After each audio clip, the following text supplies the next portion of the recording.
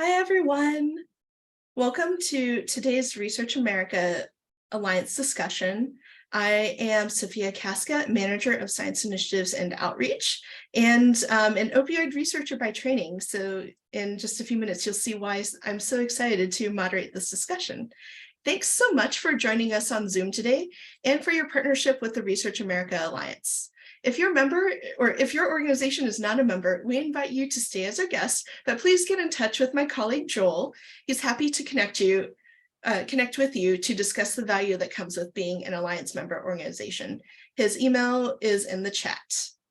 Today, we are very pleased to be joined by Dr. Nora Volkow, Director of the National Institute on Drug Abuse. Dr. Volkow will discuss where we are on the arduous path to ending the opioid crisis and how public and private sector fueled research is contributing to the battle. As always, please type your questions into the Q&A box or chat, and we will pose as many as we can during the Q&A portion of today's session. Thank you so much today for joining us, Dr. Volkow. Over to you. Well, thanks very much, Dr. Casca, for giving me the opportunity to be here with Research America and to be part of the whole dialogue and passage of information and dissemination of what are the things that we need to do to address the problems that we're working on. I direct the National Institute on Drug Abuse, which is the institute that's responsible for developing the research that results in knowledge of giving us an understanding of why is it that we have problem with drugs and ultimately how to help address those problems with drugs. And it so happens that currently in the United States, we are living the most devastating overdose crisis that we know of, that is very much related to the use of opioids, and that started at the beginning of the 2000s, perhaps early 1990s, from the healthcare system itself, which is different from other epidemics of drug use, where they were initiated predominantly through illicit consumption. So this has added another element in terms of how do we ensure that this type of negative consequences does not happen again? What are the issues that we have to address? And in my presentation, of course, I'm going to be focusing about what is it that research has shown us in terms of the magnitude of the problem, but what research is identifying as key areas that need to be addressed, that maybe we already knew about them, but nonetheless, we are not taking an action. So with that, let me start by sharing my slides, and I need to share my slides. Hold one second. Where is my share? Here it is. And I'm going to need you to tell me if you see it. We can see it. Yes. So this crisis that initially was described as the opioid epidemic, and we're now discussing as the overdose crisis, is basically started with extended use of prescription opioids in ways that actually, on the one hand, put people at risk for becoming addicted themselves to opioids, but also facilitated that diversion of those opioids being overprescribed in such a way that other people then were consuming them for their rewarding effects. And that's what initiated the whole crisis where we currently find ourselves.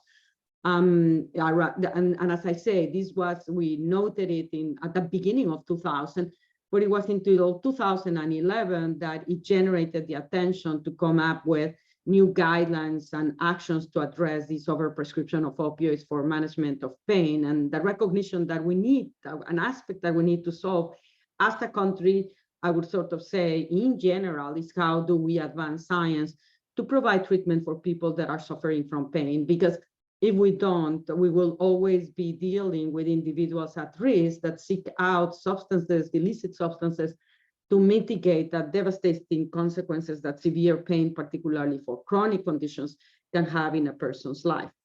But in 2011, the situation started to change, because we then saw that whereas most of those overdose deaths were driven by prescription opioids, in 2011, heroin started to be the main culprit. And then as time passed, in 2015, we show a transformative change in the illicit drug supply that then shifted the overdose deaths to fentanyl.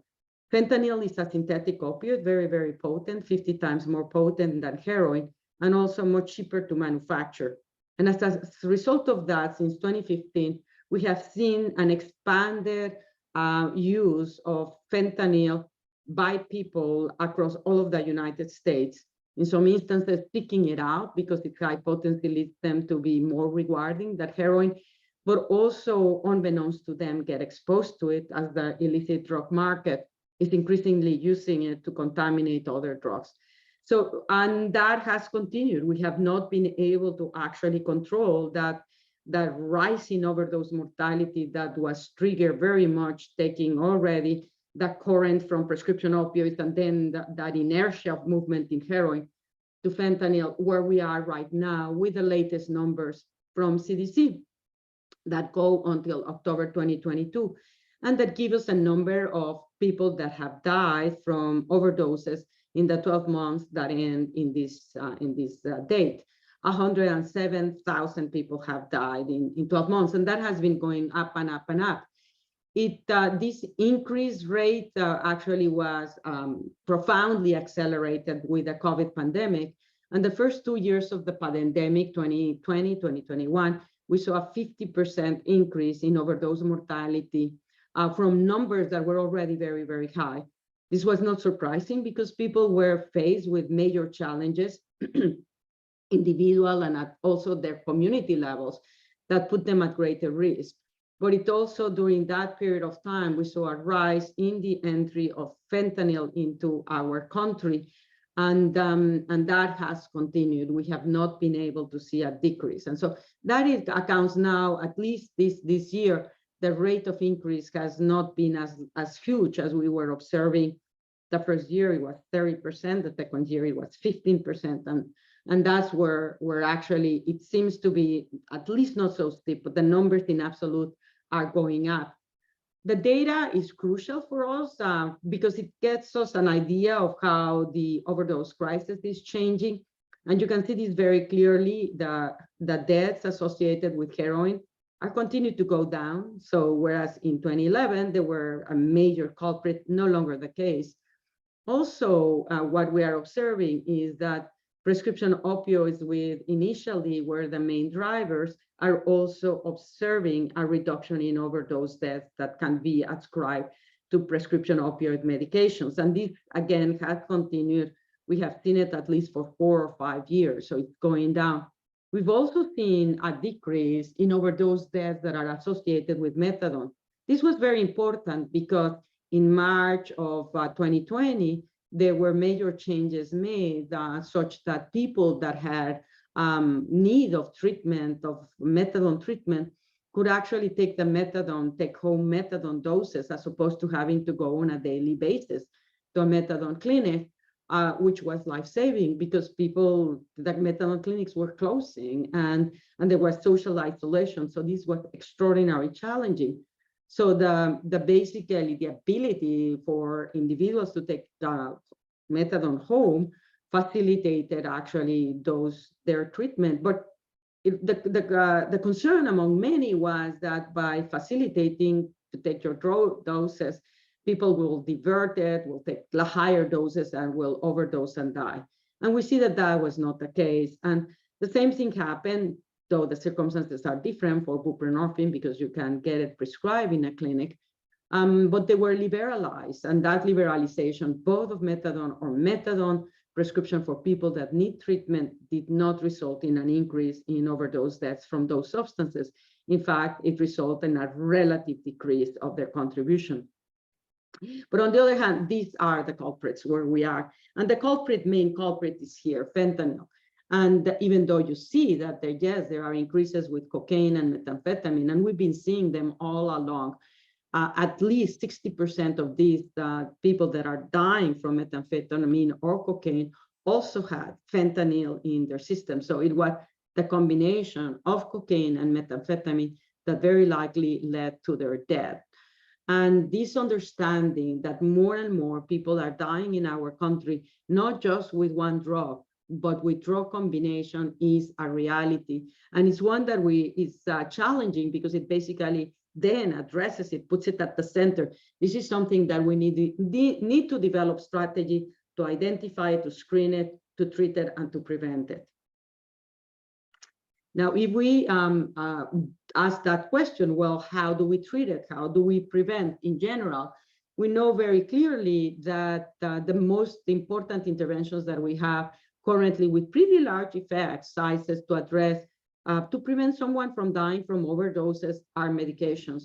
And medications for opioid use disorders, there are two basically buckets in them. Medications to treat the opioid use disorder itself, and there are three classes: methadone, buprenorphine, and naltrexone. So then basically this is sold under the name of Suboxone, and naltrexone is sold under the name of Vivitrol, which is an injectable formulation that lasts 1 month.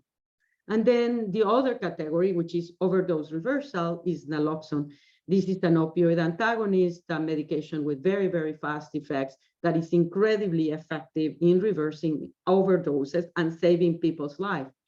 It's quite extraordinary that we have these medications that have such large effect sizes, and so which we don't have for other drugs, but we do have for opioids. And how effective are they, whether you actually, and I'm illustrating this because the most effective thing to prevent overall is let's prevent people from overdosing, let's give them medications. And of course, if they overdose, let's give them naloxone, but let's prevent them from overdosing first. And this is one data set that illustrates how large the effect sizes are for preventing overdoses. This is data from 2022. Specifically targeting women who were pregnant, who had an opioid use disorder, and addressing the prevention of overdoses when they were actually on buprenorphine treatment as a function of the weeks in which they stay in treatment during their pregnancy. And you can see the significant reduction in overdoses as a function of the time that they retain in treatment with buprenorphine. And when they are retaining treatment for 40 weeks, you see basically almost 100% prevention, not close to 100% prevention, but it is, again, this is why we speak about these medications as being incredibly effective, large effect sizes, but the challenges that we have are two. One of them, we need to retain people in treatment, because we see that this decreases based on the number of weeks that the person takes the medications, and the rate of discontinuation of opioid medications, whether it's methadone or buprenorphine or naltrexone, is very high. And approximately, I would say, at least 40% relapse at 6 months. They stop taking their meds. So this is an aspect of that we are prioritizing strategies to keep them in place. But another even bigger challenge is that most people that could benefit from the medications for opioid use disorder don't get them. And how big of a gap is that? Again, I'm going to illustrate it by itself with data, because data speaks all on its own. This is data again from the CDC from 2022 that look at on people who die from overdoses, the percentage of them that had been given a treatment for an opioid use disorder, and the percentage of them that had been given the medication to reverse the overdose, naloxone. And what you can see of the people that died, it was you look at the whole average of all of the different groups, it was 16% of them had received the medications for an opioid use disorder. Not surprisingly, the outcome was so very negative. These are people that died. And when you look at the subgroups, you can also see that significant differences between the various groups, with the Black Americans having the lower percentage of having been exposed to medications for opioid use disorder, highlighting again the data, the inequity of access to treatment that we know exists in the United States. When you look at naloxone, and again, this is basically, you will save someone's life if you give them naloxone if they've overdosed, provided that, number one, you give it at the correct dose, and that you give it rapidly. But you will. And this can be someone that has overdosed for fentanyl with high potency. To give naloxone, you reverse them.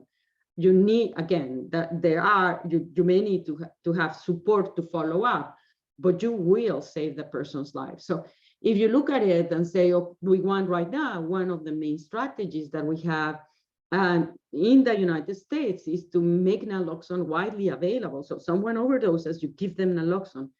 And what is very frustrating is in looking at the numbers, you can see that overall, 20% of people were given naloxone. So that means 80% were not. And so when we speak about the gap on expansion, we see a gap on expanding the use of medications to treat people that, in order to prevent them from overdosing, and we need to expand access to naloxone to revert those overdoses. So that we know, we don't need to build up more research to sort of say there is a gap on the implementation. And this is something that you are going to be hearing me a lot speak. The knowledge and the evidence is very strong and solid, and yet we don't implement. So why are we not implementing? So what we've done is prioritize research on implementation science to help us guide how is it that we can be clever and take advantage of infrastructures that exist in our country to be able to deploy treatment. And to start with, we are the strongest infrastructure that we have is healthcare systems, and those are basically penetrate most of our country and actually penetrate even rural communities. There it is, it's harder to access, but nonetheless, there are ways to access healthcare systems, and particularly now that we have telehealth. So our priority has been to then develop models and to train those in the healthcare system to work in implementing evidence-based therapeutic interventions in healthcare system. For example, emergency departments is a great opportunity to use as a way of initiating people that end up with an overdose or with other medical complications from the use of opioids, to initiate them on treatment with buprenorphine. And models now have shown that these work actually significantly improving the likelihood that the person will stay in treatment. And the networks are expanding their use to scale up across the whole United States. Similarly, primary care physicians can also should be trained to screen properly and treat people with medications for opioid use disorder and or referral to specialty treatment in the most severe cases.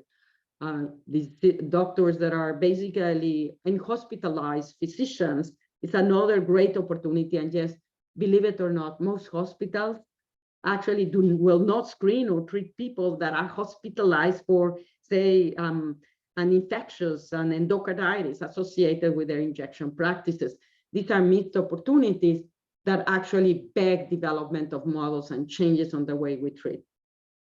Similarly, the other big infrastructure that we have in the United States, for which we should not be very proud at all, but it is there, are justice settings. And people that take drugs, and very much individuals who actually consume opioids in general are at much higher risk to end up in justice settings. And it's estimated that at least 30% of people with an opioid use disorder at one point in their lives may be exposed to a justice setting. And yet most justice settings in the United States until very recently actually have completely ignored the needs of people that actually, as it relates to their treatment, even though it is very well known, again, we don't need any more research to show that people that come into the justice setting with a substance use disorder who are not treated, number one, are at an a very, very high rate of dying within the first 4 weeks of release into the community. The increase in risk of dying is 13-fold, and in some places where there is an opioid use disorder, it can go to 60-fold. It's very, very high, the increased risk of mortality when people are released into the community without proper treatment. And the other one is reincarceration is also extremely high. So models research has shown that initiating treatment while the person is incarcerated or just before they are going to be released into the community very simple models for implementation, actually significantly improving outcomes in terms of preventing them from dying, in terms of reducing reincarceration. And the data, again, the effect sizes are so very large from these research studies that it has led to a transformation in justice settings, in jails in particular, that basically opened up a much greater likelihood and acceptance of providing treatment medications for individuals with opioid use disorder. And this transition has been accelerated with access to telehealth, because now they don't need a physician to be there in order to be able to prescribe it. They have opened up to telehealth, and this has, again, increased their ability not just to prescribe medications for opioid use disorder, but also to provide treatment for comorbid conditions. And finally, we've also done research in terms of, we have justice settings, we have healthcare systems, but these are segregated systems. And the reality that we know also from research is that an integrated system actually provides a much more efficient way of deploying resources, but also provides better outcome at the individual and community level. So we are conducting very, very large implementation studies that aim to bring together the organizations, that is healthcare, justice, and community, as well as the state, the organization that provide resources for treatment of substance use disorder, together and harmonize them in ways that they can maximize their effectiveness in preventing and treating people with an opioid use disorder. So that is a clear-cut research on implementation. But we also need to look back in terms of what other aspects are important that we learn from science, like everything else. And I bring you again this data to show the number of overdose mortality associated with different drugs, because I think that I want you to look at this brown curve here. That's fentanyl. And you see how basically on 2015, how it has basically grown. And black are the total, but compare with the other ones. I mean, it is really what's taking over the mortality of overdoses. And so it behooves us to ask the question, well, what is unique about fentanyl in order to actually target prevention? Well, as I mentioned to you, fentanyl is 50 times more potent than heroin, and 2 milligrams, this is a tiny, tiny dose, can be lethal. When people are actually selling the drug dealers, this fentanyl, they don't have pharmaceutical standards. So when they are mixing drugs, and they usually mix them with heroin or with methamphetamine or with cocaine, they are not quantifying or mixing properly the amount of fentanyl. And more recently, there has been, and I would sort of say this was again accelerated during the COVID pandemic, that disguising fentanyl in counterfeit pills, whether they look like Adderall, amphetamines for treatment of ADHD, or for cognitive enhancers, some people use them, or pain pills like Vicodin, or also disguised as sleeping pills like Ativan or anxiety. They are disguising them, bringing them into the country, which basically containing fentanyl, and being sold at much lower prices than the pills that they are emulating, and therefore are favored overall in the economic market. The problem is, as DEA has been analyzing these counterfeit pills, they can vary in the doses of fentanyl they have, and in this case, actually, this basically is double the dose needed to kill someone. So this is what we have heard in many instances, parents finding that their kid who went to sleep with and had taken a pill that was given to a friend and dying or overdosing, or people that are occasional users. So this is a major problem. Fentanyl also, another aspect, is not just that it's more potent, it's more lipophilic. What does that mean? That the fentanyl gets into the brain very, very rapidly and immediately binds to the receptors. And it produces, what it means when we're speaking about potency, it's very high intrinsic efficacy. It introduces the cellular signaling. And in the respiratory nuclei in the brainstem, which basically contain high density of opioid receptors, fentanyl binds very rapidly, inhibiting these respiratory centers. And as a result, the person stops breathing very, very fast, faster than what you are dealing with heroin. And what are the clinical consequences of this is that the time window that you have to give the naloxone is much shorter than it is with heroin. You need to intervene right away. And that, of course, can be very challenging. And you hear this from the first responders, that they say they arrived to the scene and the person is dead already, but is still having the syringe. They were still injecting. So they can lose consciousness very, very fast. The other issue that has been reported, there are anecdotes and clinical reports, is that there is a significantly higher number of those overdose reversals that require multiple doses of naloxone.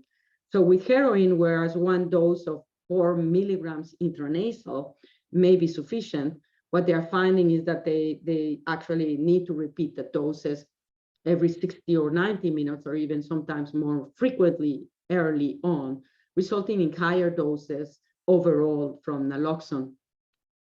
And this also is very much compounded when you start to have multiple drugs driving that overdose, because then naloxone may not be sufficient. And this is, again, a challenge from the research perspective that we need actually to work on. And the other element that is very relevant is medications for opioid use disorder, those very large effect sizes that I was showing you. Most of them have been done in individuals that have a heroin use disorder. And there's very limited research. There are no published randomized clinical trials on individuals with a fentanyl use disorder. And this is important because, for example, we are finding from clinical reports that people that are initiated on buprenorphine or methadone are more likely to relapse if they have a fentanyl use disorder than other type of opioid use disorder. In general, the belief is that, and what clinicians recommend is you should start with methadone. But again, there is no well-controlled trial to determine, for example, what's the relative benefit of methadone to buprenorphine. What doses should people be initiated, whether it is methadone or buprenorphine, and how to facilitate that transition. And so those are questions that we also need to identify now, as it's clear that fentanyl, more and more people, and again, whether they know it or not, that have an opioid use disorder, basically are being exposed chronically to fentanyl. This has raised again the bar to realizing that, yes, we have quite effective medications, but we need more. Not all of the individuals that are basically have an opioid use disorder, they may respond initially, but later on, that craving and the withdrawal reemerges and they stop taking them. So we need alternative interventions. We also need alternative interventions for overdoses. Naloxone works, but they need higher doses, they need repeated doses, and with multiple substances. Say someone overdoses with alcohol and fentanyl, overdoses with benzodiazepines and fentanyl. Naloxone will not reverse the respiratory depressant effects of alcohol or benzodiazepines. It will not do that. It will do that dose of the opioid, but not the other. So the alternative interventions that can help reverse overdoses that actually are independent of just, apart from giving the naloxone, like something that stimulates respiration, would be extraordinarily valuable. Sort of automatic ways of identifying when someone is overdosing with fentanyl so that the naloxone can be immediately administered. Medications, antagonists that are more lipophilic, and those can actually sustain the effects of the reversal for a longer time period. All of those are strategies that will be very important. And like with science, right? I mean, we gain knowledge, and that identifies novel targets, not just the mu opioid receptors, as we currently have for interventions that can be beneficial, that can be used jointly, just like we do with the treatment of HIV, right? We give multiple antiretrovirals that have different mechanism of action to get the best outcomes. The same is likely to be very relevant for people that have an opioid use disorder. There's been a lot of interest over the past 2 decades. We've been funding research initially predominantly on vaccines. Then we have expanded that research into antibodies. And these vaccines and antibodies target the drugs themselves with the idea that they will basically bind to the drug in plasma, in the bloodstream, and so not allowing it to go into the brain and other organs.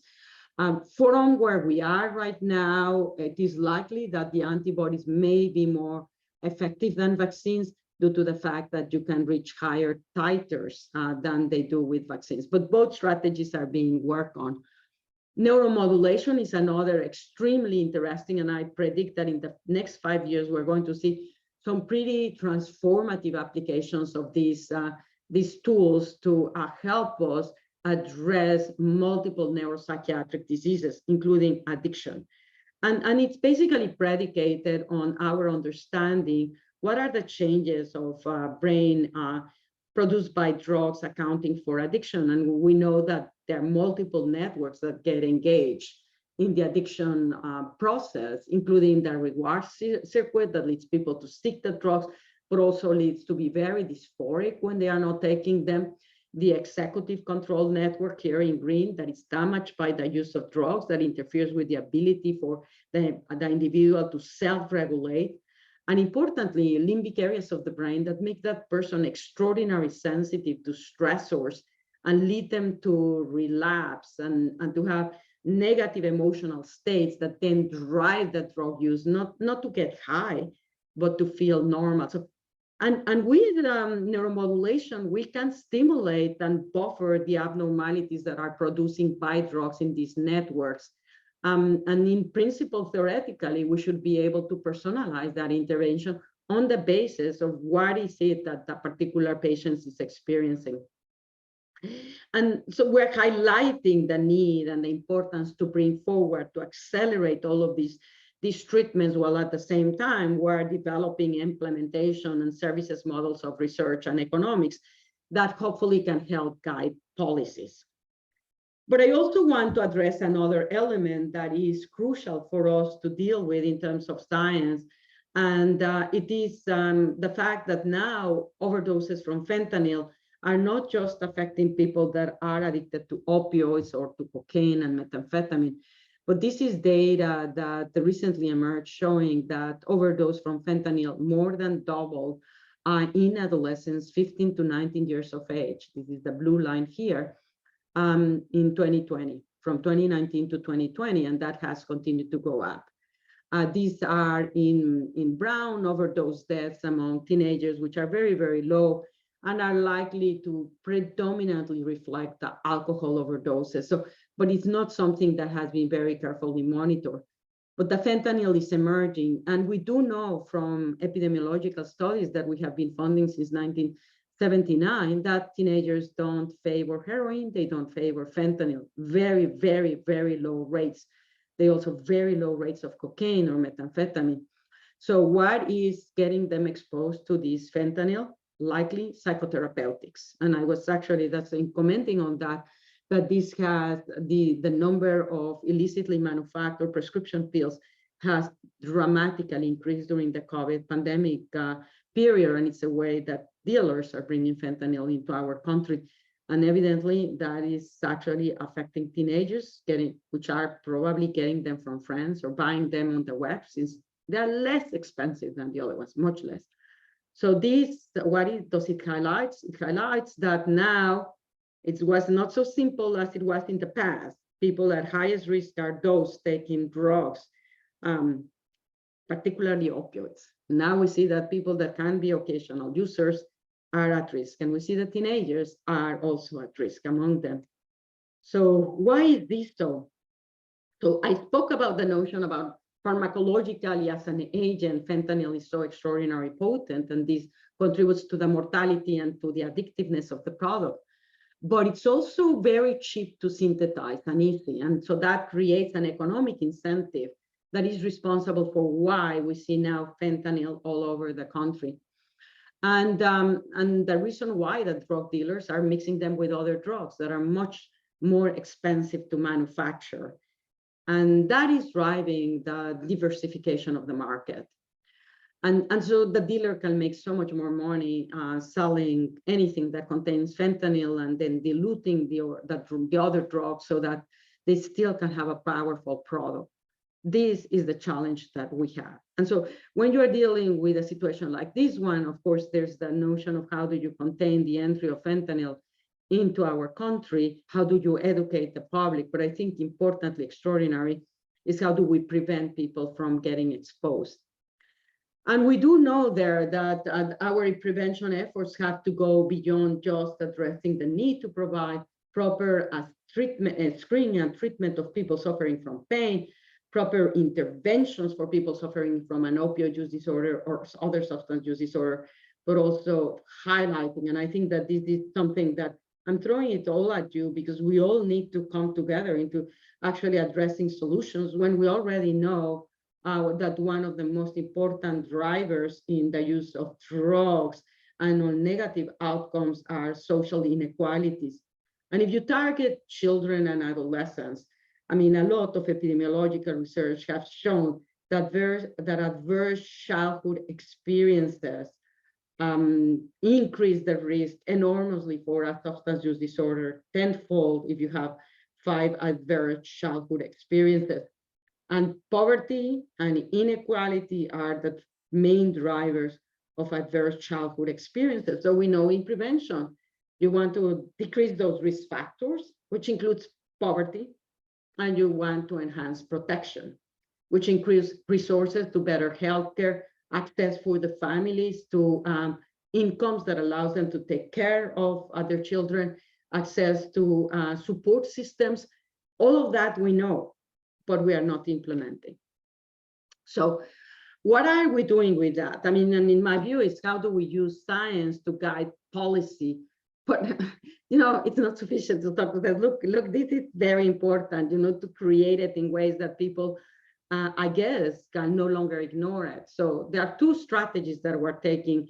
One of them is using basically advances in science to help us understand better why is it that adverse social environments or adverse childhood experiences or adverse environments to the mother when she's pregnant influence negatively the behavior of the newborn, the child, the adolescent. So we've launched 2 gigantic studies, prospective studies, to evaluate how the human brain is affected by these environmental exposures, including drugs. The first study was started, the ABCD study, in 9 to 10-year-olds, and we're monitoring how, for example, low income and inequality affects the brain development. And this is one of those studies, and it shows that indeed kids that are from low income have basically smaller brain volumes. Their brain is developing in a way that is slower than that of other kids that come from high income. And this in turn is associated with lower cognitive performance at school, not surprising. And so it is driving low income is a key factor. And researchers are studying, well, how does that low income then translates into these actually adverse outcomes in terms of brain development? Multiple factors play roles there. Some of them are simple as if parents have to work 2 shifts, they are not there to ensure that their teenagers can go to sleep, and they tend to sleep much shorter time periods, which then tends to negatively influence brain development. They are not them to encourage them. They are actually not having access to high quality education. So multiple factors. And now we launched last year, we launched a similar study. The ABCD follows 12,000. The HPCD will start in infancy and follow them for 10 years, also with brain imaging, with behavioral markers, with a high level of representation for those that are born in more adverse consequences. This is an area that the understanding of how adverse environments, and this, I'm showing you data that indicates how stressful environments like a disadvantage to mothers significantly affects the brains of the newborns. In this case, it shows that the greater the disadvantage index, the smaller the brain volumes of the cortex, and also the smaller the brain volumes of the white matter.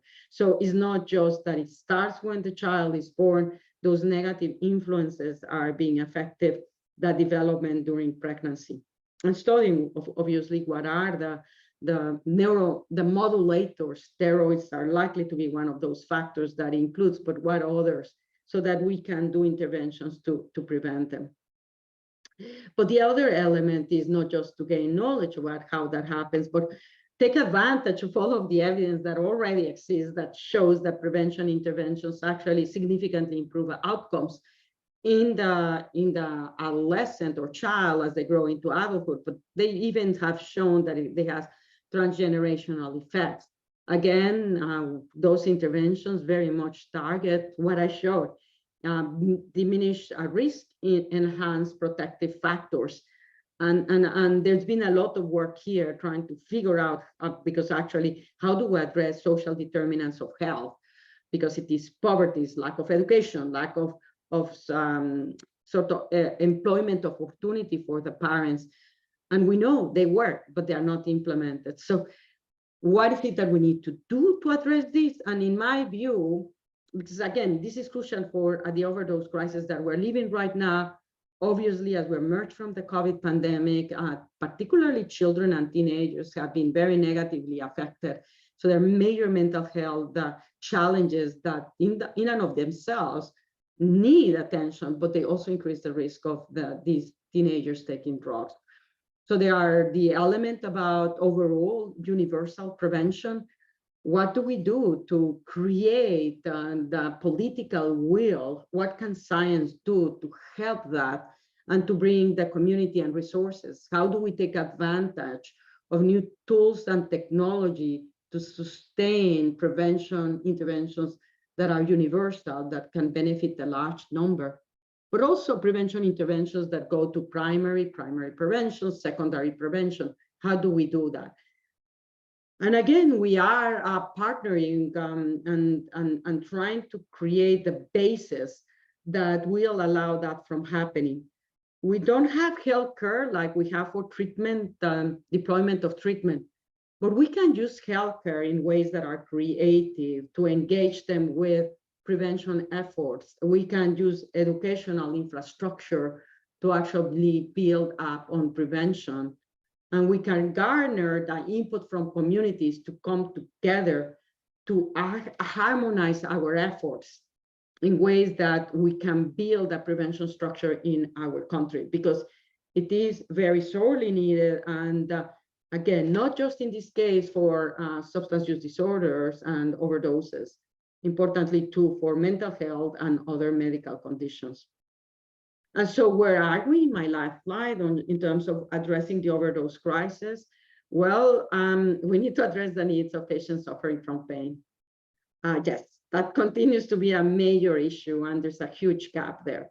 Second, we need to expand the treatment of people with opioid use disorder. You saw what a huge gap we have there.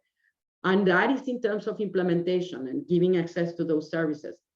We need to treat substance use disorder in general. People with cocaine use disorder, methamphetamine use disorder are a major contributing to the overdose death. The drug supply is being contaminated with fentanyl. We need to do prevention. And again, that needs to target not just individuals that are high risk for substance use disorder, but actually those teenagers and populations that may be seeking out drugs because they cannot get them from their provider. We need to have a much better data system that gives us information that is not 6 months old, but it's in real time to understand what are the drugs that are emerging. Right now, we see all over the news, particularly in the northern eastern part, increased mixtures of fentanyl with psilocin or heroin with psilocin. This most heroin has fentanyl. It is basically the combination of the three drugs. And this actually increases lethality, psilocin. And we really don't know how to revert those overdoses. So, I mean, that's an area of research that's a priority to us. And we need to develop antidotes from these overdoses that are drug combinations more and more. And with that, I'm going to end my presentation and open it up for questions that you may have.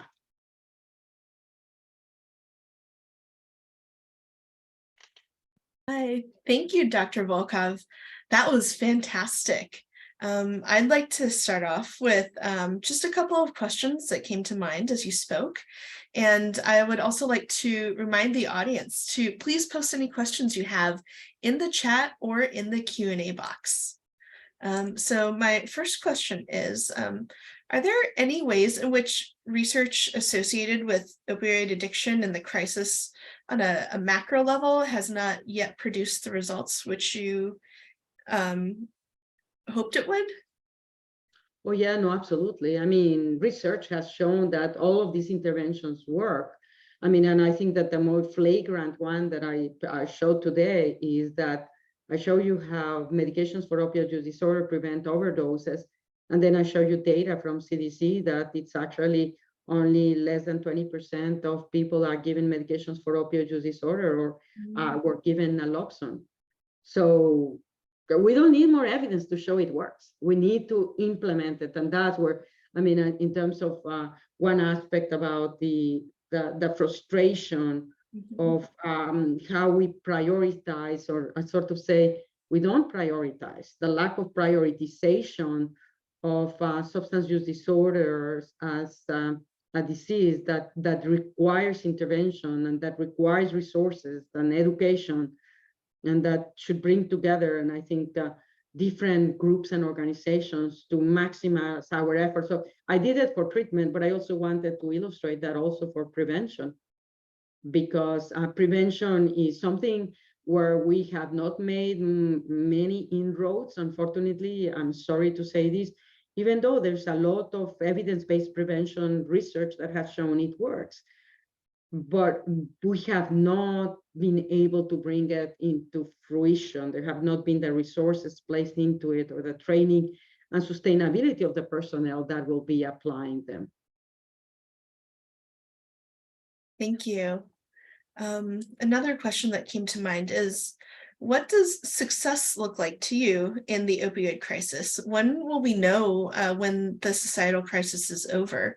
You know, knowing that even one person struggling with an addiction is, in a very important way, a crisis. Yeah, no, and I think that in terms of the overdose crisis, I mean, success will be when we're starting to see, number one, a dramatic reduction in people dying from overdoses.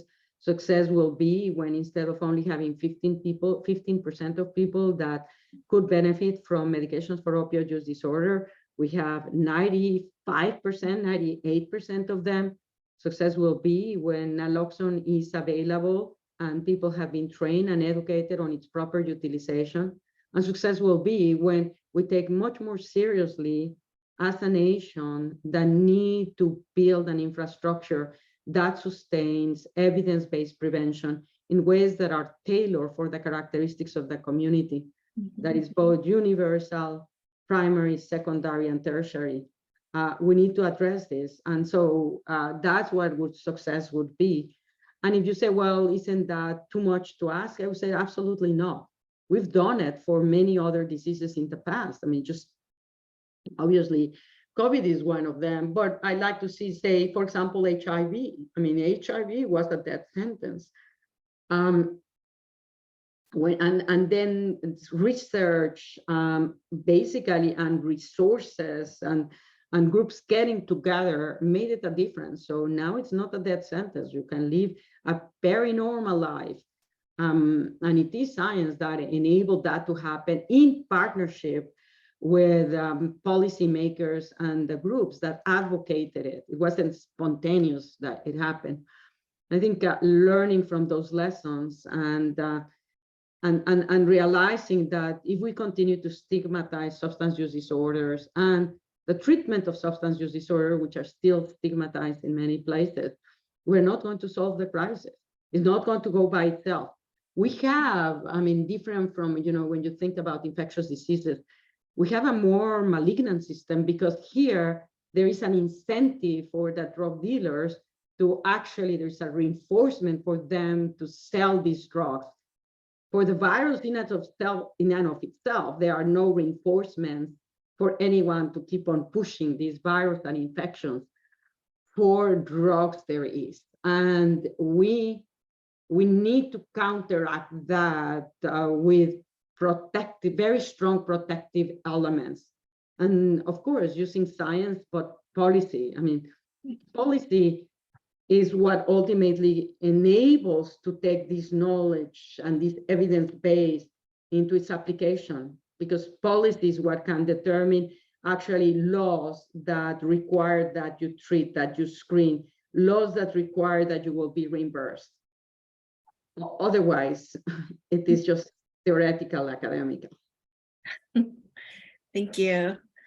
You had mentioned that there's a lot of exciting basic research that's happening in this field. I guess, which of these areas do you find most promising, and what advice do you have for people working in basic research who hope that their research will be translated into patient care?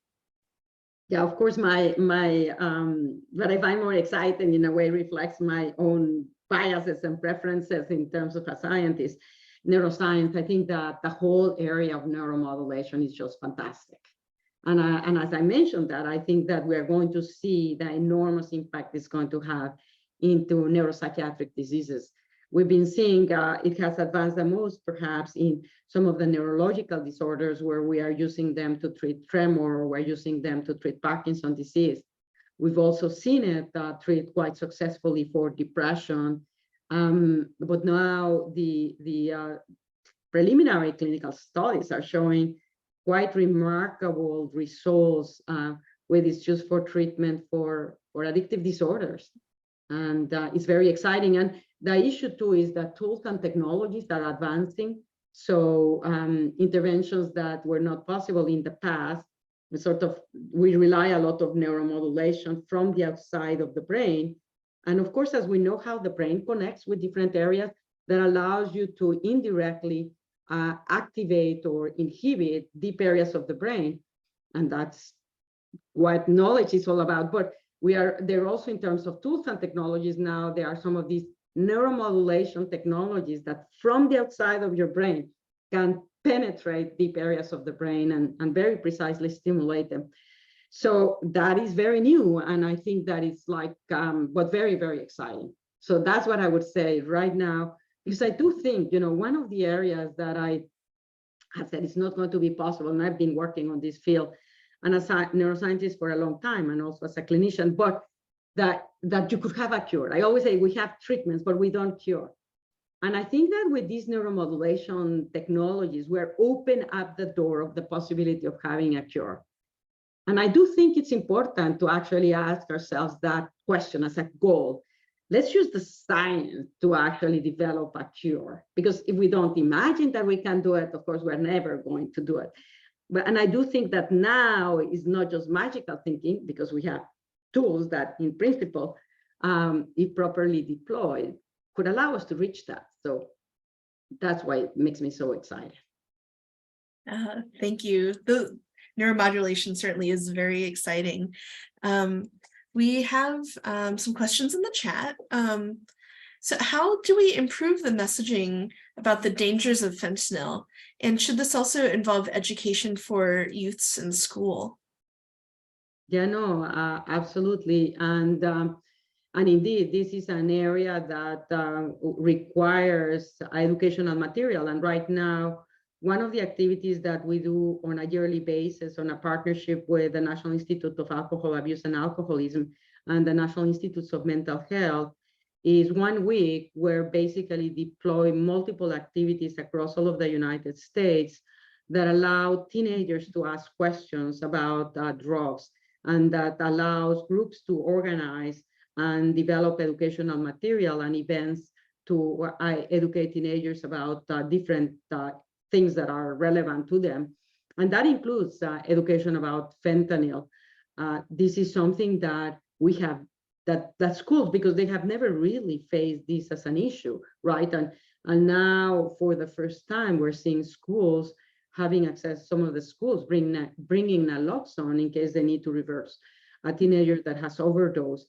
So we need to do that. And right now, we sort of like, it's our week to maximize and try to not just provide material and education, including that relates to fentanyl, but also listen about teenagers. So the forum enables us for teenagers to communicate and to ask questions to the scientists.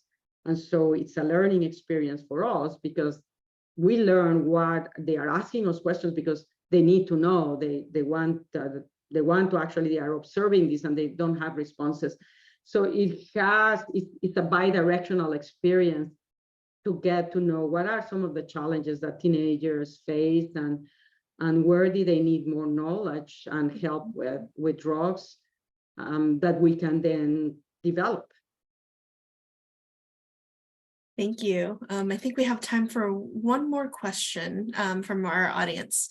What is the classic starter drug? In Europe, the drug sequencing of addiction changed over the years, helping to address prevention, harm reduction, at least partially. So what does that look like for us in the United States?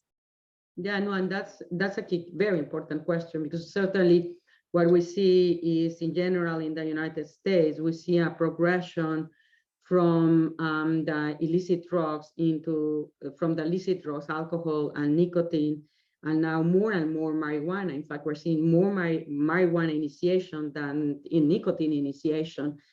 And we surpass more kids initiating cannabis than tobacco more than 8 years ago, 10 years ago.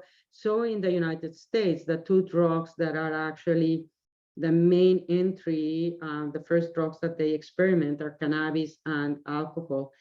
Over the past 3 years, though, we have seen, in 2018, I should say, not so it's 5 years, and time just passes so rapidly. We have seen also a very significant rise in the use of electronic cigarettes, both for nicotine and THC. And so even though we have seen dramatic reductions, incredible reductions in smoking among teenagers, we are now seeing some of that lost as teenagers are getting exposed to nicotine through electronic cigarettes. So nicotine through electronic cigarettes is now one of the drugs that teenagers are getting exposed early on. That ones in terms of absolute numbers, alcohol number one, marijuana number two, and then nicotine through electronic cigarettes number three. That's very interesting. Thank you so much. It looks like that is all the time that we have for today. This has been such a terrific discussion. Thank you, Dr. Volkow. And thank you to our audience for your thoughts and for your participation. I'll turn this over to my colleague, Jacqueline, to let you know about our next Alliance discussion. Thanks, Sophia, and thanks, Dr. Volkow, for your excellent presentation. Thanks to our audience for tuning in. We'll post the slides and the recording to our website. So if you are a Research America member, I hope you'll join us next week, March 28th at 2 p.m. Eastern, for a conversation with Nick Bath. His bio I will paste in the chat. He'll be talking about FDA, CMS, and the Alzheimer's drug controversy. If your organization is a Research America member, look out for the registration link in your inboxes. And if your organization is not a member, contact Joel, whose email address is also in the chat. Thanks again for joining us today. We look forward to seeing you again soon, and have a great rest of your day. Bye. Bye. Thanks for having me. Thank you.